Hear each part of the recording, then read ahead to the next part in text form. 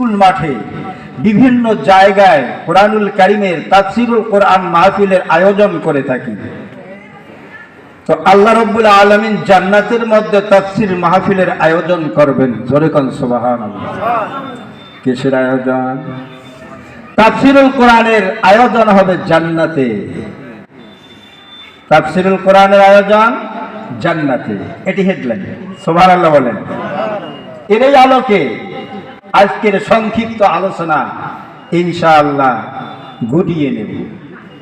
তার আগে আপনাদেরকে একটু সোজা সুজি হয়ে বসতে হবে। আমার মনে হচ্ছে যে আমাদের যে পার্শ্ববর্তী যেগুলি এলাকায় যেনারা বসবাস করেন, এই লোকগুলি যদি এখন এই প্যান্ডেলের ভিতরে আসতেন তাহলে দেখা যেত প্যান্ডেল মানে 30% প্রুফ হয়ে যেত। কি বলেন? এ পর্যন্ত দেখা যাচ্ছে যে কয়েকটা মুষ্টিময় লোক মাঠে আপনারা বসতে পেরেছেন, যেনারা এখন রাস্তাঘাটে অহেতুকভাবে ঘোরাফেরা করছেন, চায়ের দোকানে আড্ডা দিচ্ছেন। আমি তাদেরকে রিকোয়েস্ট করতেছি অনুগ্রহপূর্বক আপনারা প্যান্ডেলের ভিতরে বসে পড়ুন। তা না হলে মাহফিলের সৌন্দর্য নষ্ট হয়ে যাচ্ছে। আপনারা কি চান যে মাহফিলটা সৌন্দর্য নষ্ট হয়ে যাক? কেউ চাবেন না।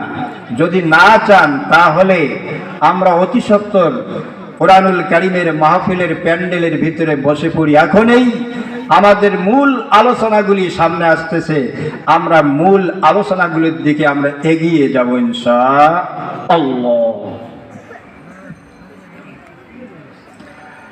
আমার সাথে সাথে পড়েন আউযু বিল্লাহি মিনাশ শাইতানির রাজিম। বিসমিল্লাহির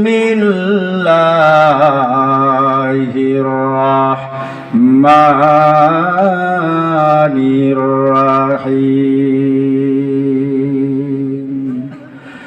আকিমিস সালাতা লিদুলুকিশ শামসি ইলা গাসাকিল লাইলি ওয়া কুরআনাল ফাজর ইন্না কুরআনাল ফাজরি কানা মাশহুদা।